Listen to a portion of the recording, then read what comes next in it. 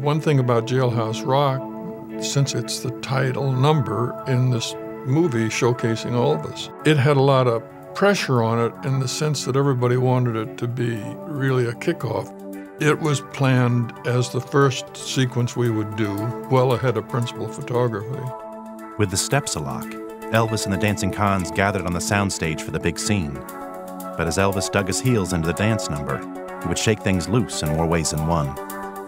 In fact, Elvis dislodged a cosmetic cap on his front tooth and inhaled it. And I realized that when he talked, he was whistling. So we took him to Cedars. And the first thing the doctor said, it's a very simple procedure. He'll be a little strange sounding for a couple of weeks, but there's no damage done. Kind of parallels in the movie when he's, hit in the throat by Hunk. I told you I don't want to fight you, do you hear? And they don't know whether he's going to have his voice back. So there's an interesting real-life parallel that goes along with that. Like Vince Everett in the film, Elvis quickly bounced back. The rebel rocker returned to the soundstage, determined to tear it up, as only he could. Walking through a party in the county jail. The prison band was there, they began to wail. The band was jumping and the joint began to swing. You should have heard the knocked out jailbird sing that rock. Remember, we're in a world of the 50s.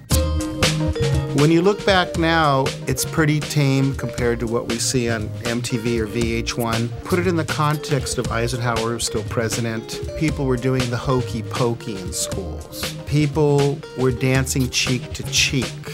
And we're in a world at the moment that wants to bust out really hard.